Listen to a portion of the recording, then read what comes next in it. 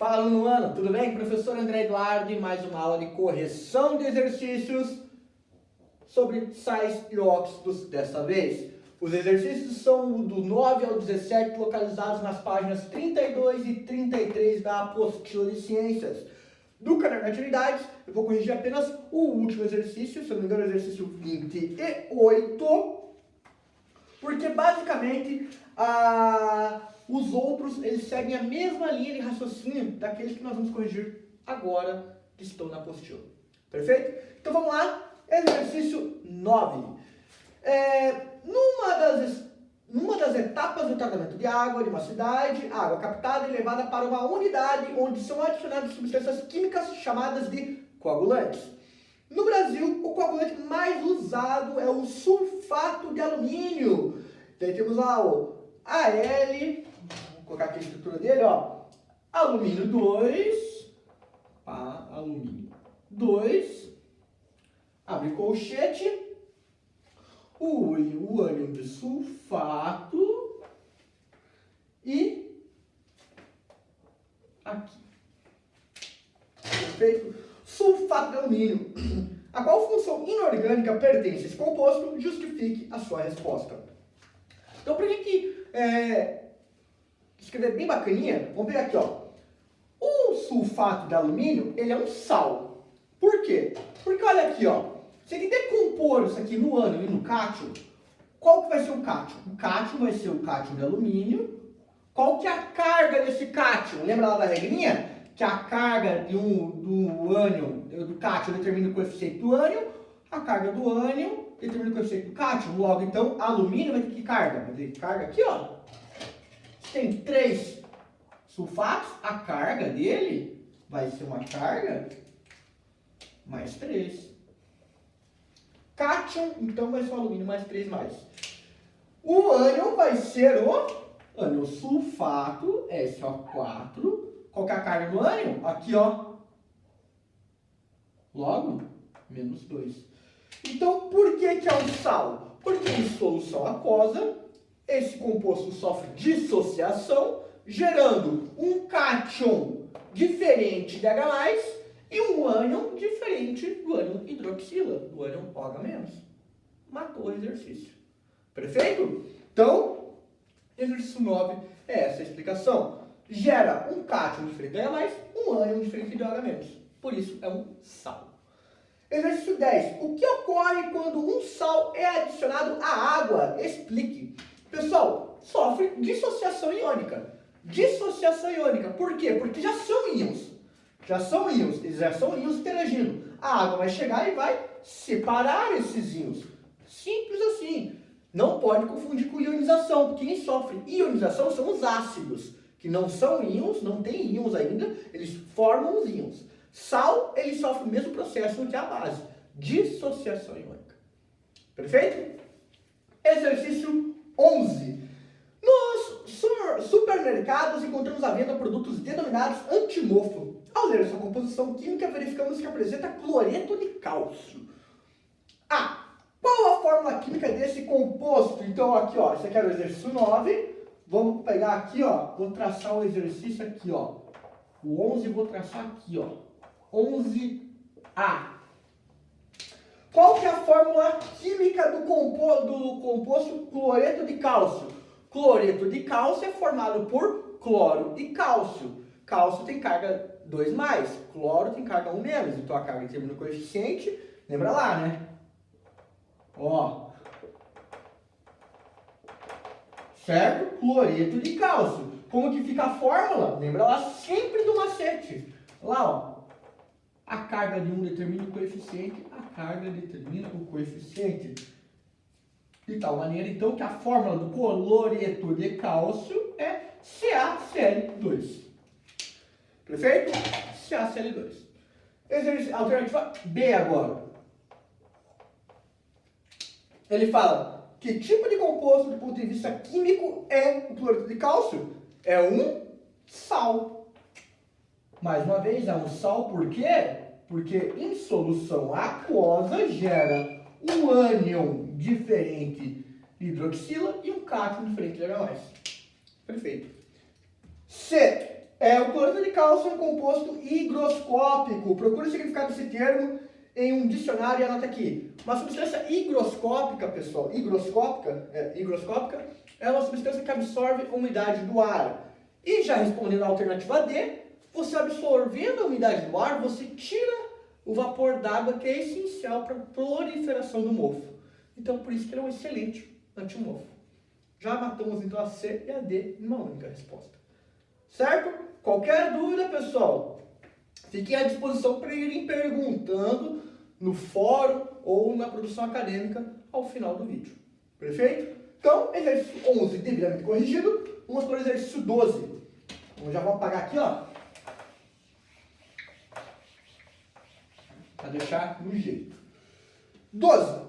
Observe o esquema representado para um teste de condução elétrica no qual foram adicionados, separadamente, em um becker com água pura, as seguintes substâncias. Becker 1, ácido clorídrico. Becker 2, hidróxido de sódio. 3, açúcar. 4, nitrato de potássio. E no Becker 5, hidróxido de potássio.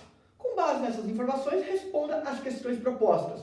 Quais das soluções obtidas acenderão a lâmpada? Justifica a resposta. Então aqui, ó, 12. Becker 1. 2, 3, 4, 5. No 1 é ácido clorídrico.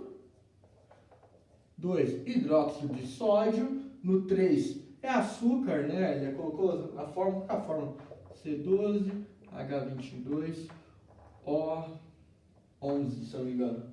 11. Aqui, nitrato de potássio. E por fim aqui, ó, hidróxido de potássio. Quais soluções aqui em meio aquoso vão conduzir corrente elétrica? Ácido clorídrico vai conduzir? Vai. Por quê? Porque ácido clorídrico em solução aquosa vai sofrer ionização, vai formar íons. Ionização. Então, ácido clorídrico, sim, sofre ionização. Formar íons, transmite corrente elétrica. Hidróxido de sódio, transmite? Transmite, porque hidróxido de sódio em solução aquosa sofre dissociação iônica, só separa os íons. Separou íon, transmite corrente elétrica. Açúcar transmite corrente elétrica? Não, pessoal. Aqui, essa composto é um composto molecular, não vai sofrer ionização e não vai sofrer também dissociação, não gera íons aqui. Então, não conduz corrente elétrica. Nitrato de potássio é um sal. Vai conduzir corrente elétrica? Vai conduzir corrente elétrica. Vai sofrer dissociação iônica. E o hidróxido de potássio, da mesma maneira que o hidróxido de sódio, também conduz corrente elétrica pela solução. Então, HCl, hidróxido de sódio, nitrato de potássio e hidróxido de potássio. Alternativa B. Se nas soluções 1, 2 e 5 fossem colocados fenolftaleína, em qual delas o indicador ficaria rosa? Justifique sua resposta. Ele falou aqui, ó, na substância 1, 2 e 5. Qual que ficaria rosa? Por quê? Pessoal, fenolftaleína é indicador de pH. Vamos lembrar da última aula. A fenolftaleína em pH ácido fica incolor, em pH básico fica rosa. Logo aqui, substância 1, incolor ou base ou rosa? Incolor, por quê? Porque nós temos aqui, ó, um ácido. Solução 2, incolor ou rosa? Rosa, porque aqui nós temos uma base.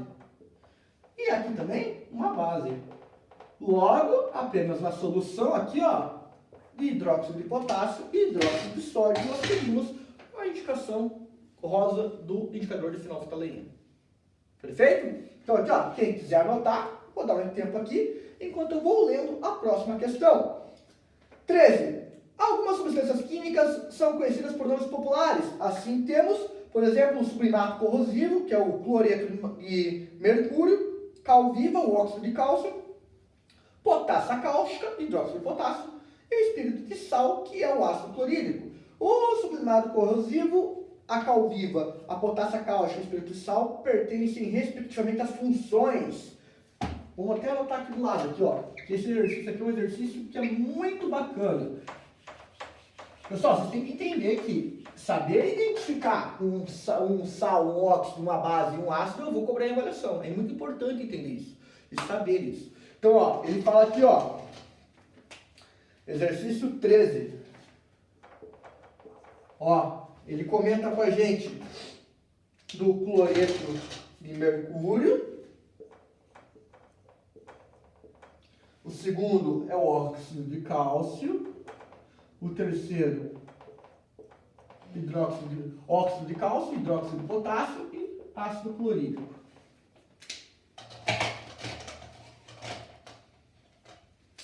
Aqui, o que é? Sal, óxido, ácido ou base? Sal. Por quê? Se separar, vai formar um cátion diferente de H+, e um ânion diferente de OH-. Então aqui, ó. Sal. Óxido de cálcio é o quê? Um óxido, como o próprio nome já diz, né? Óxido de cálcio. Por que é um óxido? Porque é um composto binário, formado apenas por dois elementos químicos, binário, na qual o oxigênio é o elemento mais eletronegativo. Então é um óxido. Hidróxido de potássio, OH base. Tá fácil isso aqui. Isso aqui vocês foram super bem nesse exercício, essa parte aqui. E ácido clorídrico, ácido. Não tem mistério. Sal, óxido, base, ácido, alternativa correta, alternativa D de dado. Perfeito? Super tranquilo e eu vou cobrar que vocês saibam isso. Já fica a dica. Bom, próximo exercício, exercício 14, que também é um exercício de identificação ali de sais, ácidos, óxidos e bases. Vamos lá. Exercício 14, ele vai colocar A para ácido, B para base, S para sal e O para óxido. Então aqui, ó, 14, vou colocar aqui rapidamente os aqui, ó, H2CO3, AgNO3, desculpa, prata, NO3, Na2O, NaOH, CaCl2, HBr, OH2 e vou colocar aqui no cantinho só os últimos sinais. O e KOH. Vamos lá então. Vou colocar em vermelho para ficar mais. Em azul para ficar mais fácil de visualização. Sal, ácido, óxido, base. H2CO3. H2 que é hidrogênio, vai gerar H+, é ácido. O nome do ácido? Ácido carbônico. Então, ó, ácido. Nitrato de prata. Tem H+? Não. Vai gerar OH-? Não. Logo, tem mais do que... É um elemento binário? Não. Tem 3 elementos químicos. Logo, é um sal. Vou colocar só o S de sal. Na2O. Opa, tem OH+? Não. OH-? Desculpa, não. Tem H+? Não. É binário? Opa, formado apenas por sódio e por oxigênio. O oxigênio é o elemento mais eletronegativo? É. Logo, é um óxido. Óxido de sódio. Vou colocar o de óxido. NaOH. Opa, tem OH. Logo, base. Bzinho de base. CaCl2, ou seja, cloreto de cálcio. Vai ser um sal. HBr. Opa, tem H ácido. Então é o ácido bromídrico. Logo, A de ácido. MgOH2. OH é base. Nesse caso aqui, ó, hidróxido de magnésio. Aqui, MgO. Opa, só O. Elemento binário, oxigênio mais eletronegativo? É. Logo, então nós temos um óxido de magnésio. Óxido. KOH tem OH base. Ou seja, aqui há hidróxido de potássio. Super tranquilo e tem que saber. Tem que bater o olho e já identificar. É super fácil. Perfeito? Então, exercício 14 corrigido. Exercício 15. Para cada tipo de agente causador de incêndio, há um extintor específico utilizado com a finalidade de evitar a propagação do fogo. Nos incêndios em instalações elétricas, por exemplo, não se pode utilizar o extintor de água. Nesses casos, utiliza o extintor de gás carbônico. Sobre esse composto, responda as questões a seguir. Qual a função química ele pertence? Qual a sua fórmula? Quimicamente, como essa substância pode ser chamada? Então vamos pegar aqui, ó.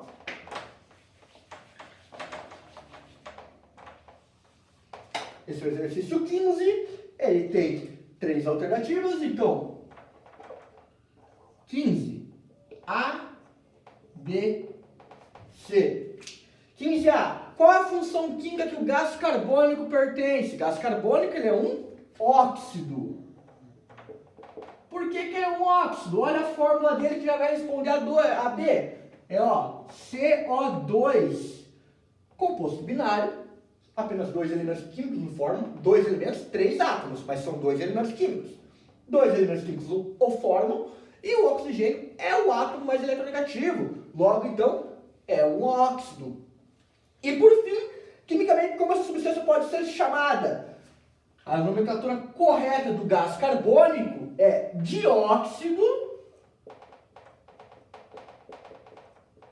de carbono. Certo? Dióxido de carbono. Não pode confundir com monóxido de carbono. Monóxido de carbono, ó, vou colocar aqui, ó, é só CO. Esse aqui que é tóxico. Monóxido de carbono, se entrar em contato por muito tempo, você pode morrer asfixiado, porque isso liga de forma irreversível à hemoglobina, impedindo então que o transporte do oxigênio seja eficiente. Perfeito? Então, ó, óxido, CO2, dióxido de carbono. Perfeito? O exercício 15 também está corrigido. Exercício 16. Por que a água da chuva, mesmo em ambientes não poluídos, pode ser considerada levemente ácida? Indica a fórmula do composto químico responsável por essa característica e sua função. Então vamos lá. Chuva ácida é um assunto que é muito importante a gente ter a dimensão do problema que ele é e como que ocorre. A chuva normal, ela vai ter um pH mais ácido. Não vai ser um pH tendendo para o ácido. Ali em torno de 5 para 4,5, 5. Por quê? Porque, pessoal, vamos lembrar lá. Ó, exercício 16. Nós temos na atmosfera, naturalmente, nós temos o quê? CO2, o dióxido de carbono aqui, ó. Ele está na atmosfera. Naturalmente. O dióxido de carbono, ele é um gás aqui, um óxido, tá? Quando ele entra em contato com água, certo? CO2 mais água. O que ele gera? CO2 mais H2, ó, vai gerar o quê? Ó, aqui, ó. H2CO3. Vai gerar o tal do ácido carbônico. O ácido carbônico é um ácido, óbvio. Então ele vai diminuir o pH da chuva. Mas ele é um ácido fraco. Ele não é tanto o problema da chuva ácida. Ele fala que usa o termo chuva ácida quando o pH da chuva é abaixo de 4,5. Logo, então, outros compostos vão colaborar para a questão da chuva ácida, que no caso é a emissão do óxido de nitrogênio, lá o dióxido de nitrogênio, NO2, porque ó, NO2 mais água vai gerar o quê? Ó, dióxido de nitrogênio reage com água, vai gerar aqui, ó, H2NO3, também conhecido como ácido nítrico. Aquele é um ácido um ácido mais forte do que o ácido carbônico. E qual que é o problema do tal do dióxido de enxofre? Que a gente viu lá, o SO2. O dióxido de enxofre, ele reage, pessoal, com o oxigênio do meio. Então tem que fazer aqui o balanceamento, porque ele vai gerar trióxido de enxofre. Então, tem que fazer o balanceamento. Tá entrando 4, tem que sair 4. Então, vamos fazer o balanceamento aqui rapidamente. Se eu botar aqui...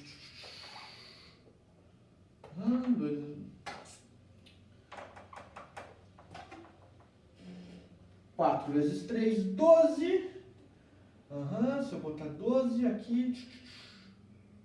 12, 4, 8, 9, 10, 11, 12. Aqui. Dá para dividir tudo por 2. Logo, então, ó, o balanceamento fica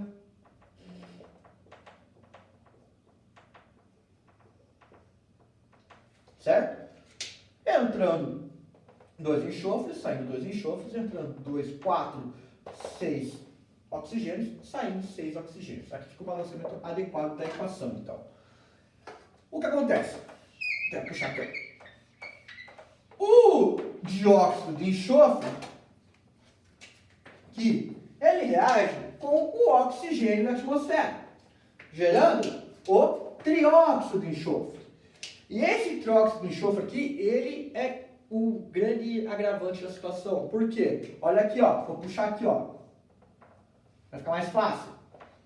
SO3, trióxido de enxofre, mais água, faz o quê? Eles reagem produzindo, ó, H2SO4. Ácido sulfúrico. E esse ácido aqui, ele é problemático, porque ele é um ácido muito forte. Então, esse é o problema da chuva ácida. O pH por si só da chuva, ele é levemente ácido por causa do ácido carbônico. Mas o ácido carbônico ele é um ácido leve, ainda comparado com os outros. Porque o ácido sulfúrico, ele é muito agressivo. Então, tem que lembrar o que é a chuva ácida. O que é a tal da chuva ácida? O problema da chuva ácida é a reação de um óxido com água formando ácido. Basicamente é isso. Perfeito? Então, tem uma atenção exclusiva porque é um assunto que eu acho importante. Logo, então, já fica a dica que eu estarei cobrando numa avaliação também. Bom, então, exercício 16 resolvido. Vamos para o último exercício aqui, ó, do Enem. Com relação aos efeitos sobre o ecossistema, pode-se afirmar que 1. As chuvas ácidas poderiam causar a diminuição do pH de um lago, o que acarretaria a morte de algumas espécies, corrompendo a cadeia alimentar. Correto. Se a chuva é ácida, o que vai acontecer com o pH? Vai aumentar ou diminuir? Vai diminuir. Se ele está diminuindo, por quê? Porque o ácido, H+, no meio ali, vai diminuir o pH. Então, isso afeta o ambiente do lago, acarretando ali toda a questão da fauna e da flora do ambiente. Então, a afirmação está correta. Afirmação 2. As chuvas ácidas poderiam provocar acidificação do solo, que prejudicaria o crescimento de certos vegetais. Correto? Chuva ácida vai acidificar o solo. Ou melhor, vai diminuir o pH do solo. Perfeito, correto. 3. As chuvas ácidas causam dano se apresentarem valor de pH maior do que a da água destilada. A água destilada tem um pH 7. Se tiver pH maior do que 7 é básico. Não, está errado. Então apenas a afirmativa 1 e 2 está correta. Então a afirmação 1 e 2 está correta, logo a alternativa C. 17. Ó. Exercício 17. A alternativa C é a correta. Tudo certo. Perfeito? E para finalizar, então, pessoal, o exercício 28 da parte do caderno de atividades, que é um exercício que vai conversar ainda, só para reforçar essa ideia da chuva ácida. Perfeito? E vai falar, a denominação da chuva ácida é utilizada para qualquer chuva que tenha um valor de pH inferior a 4,5. Essa acidez é provocada pela dissolução de alguns gases presentes na atmosfera, oriundo em geral da queima de combustíveis fósseis, petróleo e carvão mineral de veículos e indústrias. São um fenômeno representado no infográfico, tem um infográfico bem bonitinho ali. Responda as questões. Por que a água da chuva já é naturalmente ácida? Lembra lá, ela já é naturalmente ácida por causa da presença de gás carbônico na atmosfera, de tal maneira que vai reagir com água produzindo ácido carbônico. Ponto. O que intensifica a acidez da chuva? Vai intensificar a acidez a presença dos, aqui ó, do óxido de óxido de nitrogênio de maneira geral, e a presença aqui, ó, de dióxido de enxofre e trióxido de enxofre, porque eles também reagem com a água, formando ácidos e ácidos mais fortes. Por isso que intensifica a acidez. Perfeito? E por fim, ele pergunta aqui, ó, ele fala: descreva as reações envolvidas na formação de ácido sulfúrico, consideradas as etapas a seguir. Ele coloca lá, 1. Queima de enxofre proveniente das impurezas de combustíveis derivados de petróleo, gasolina e óleo diesel e do carvão mineral produz dióxido de enxofre. Daí 2 é a geração aqui, ó, dessa reação, e 3 é a terceira reação. Só vou colocar aqui então no canto para ficar mais fácil cada uma das reações. Exercício aqui, ó, 28C. Ó, formação do dióxido de enxofre. Vai ter aqui, ó, enxofre reagindo com oxigênio, formando dióxido de enxofre. Gasoso. Aqui, deixa eu me informar lá. É sólido. Gasoso. Dióxido de nitrogênio em forma de gás também. Segunda reação, formação do trióxido de enxofre. Olha lá, ó. Você tem o 2CO2, desculpa, 2SO2 mais o oxigênio também gerando 3. Perfeito? Então aqui, ó, também gasoso, gasoso, gasoso. Por fim, vai ter o último, que é a reação ali, ó, do trióxido de enxofre com água produzindo ácido sulfúrico. Então, ó, SO3 mais água produzindo H2SO4. Gasoso, água, vapor. Aqui, ó, em solução aqui. Em solução aquosa que está diluído na chuva. Perfeito? Dessa maneira a gente corrige os exercícios sobre chuva ácida. Relembrando, é um assunto de extrema importância a compreensão. Logo isso, então, a gente encerra esse momento de correção. Aguardo vocês nos próximos vídeos, onde eu estarei corrigindo os exercícios referentes à ondulatória e, posteriormente, à acústica. Grande abraço, professor André. Até a próxima aula. Valeu!